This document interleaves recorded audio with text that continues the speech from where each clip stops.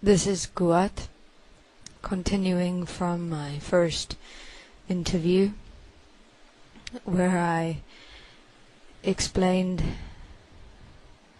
one morning when I was 7 years old, after 2 years in the war slave camp, that I was lying down and we only had these straw, grass, ground beds to lie upon, which was made out from the ground, nothing soft.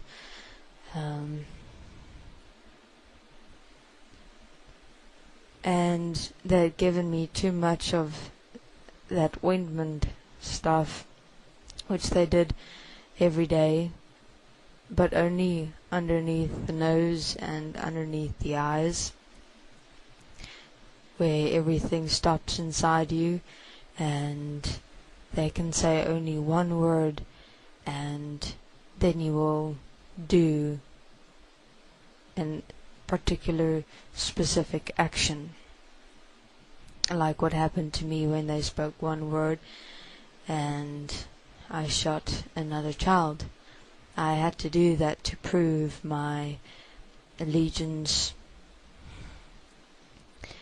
and I couldn't stand up that morning. Everything was like that, and the officer got angry because I did not immediately stand up and obey an immediate order, and he just took a knife and slit my throat, and he left me there to bleed to death, while another child that was sleeping next to me was just watching me die. And he just immediately stood up and he said that he'll go fetch the water, and they both left, and that's how I died. And this is still continuing to happen to many children, and that's how they are trained and initiated into becoming the children of war in this world. And we were also cut. You have a mark that is yours, imprinted into the flesh, that was cut with a knife, also on your face. And I didn't feel anything all through those 2 years. I felt nothing.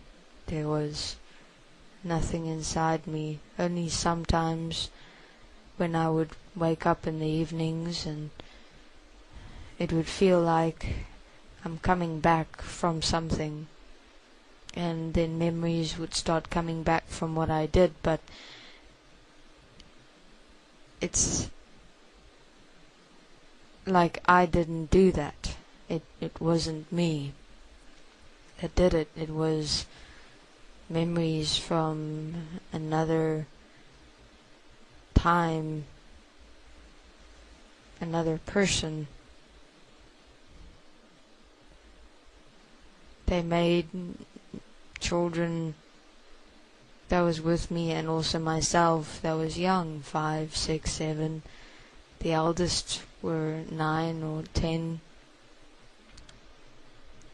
Because the children are more mobile, and they're able to spy and target easily without being seen or heard. And we did many such training, through such training programs of how to walk, to not be heard, how to crawl, how to hide, how to spy, how to get information. But we were so trained to not have any fear, because you cannot do what we were trained to do if you had any fear inside you, even as a child. So they did some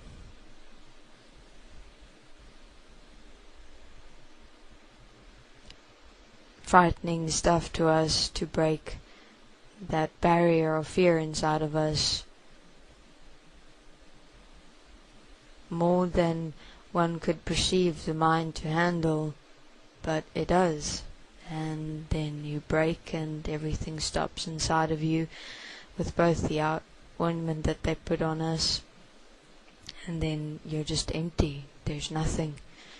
And then from the nothingness they make you what they want you to be, and then you do what they want you to do.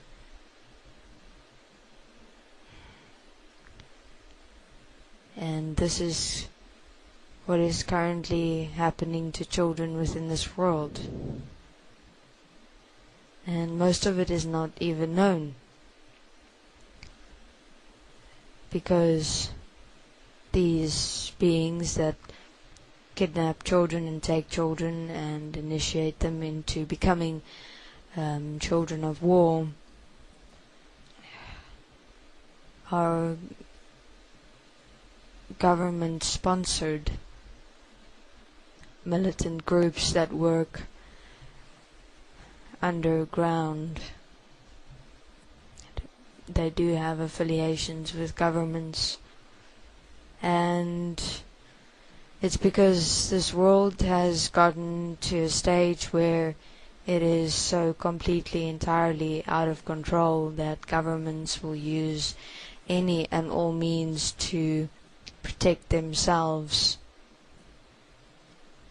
And it's not even about the country or the people in the country, it's about themselves and about their money, protecting their investments within the country. And thus they will sacrifice what is necessary to be sacrificed to ensure the harvest of their investments as money within and as their countries.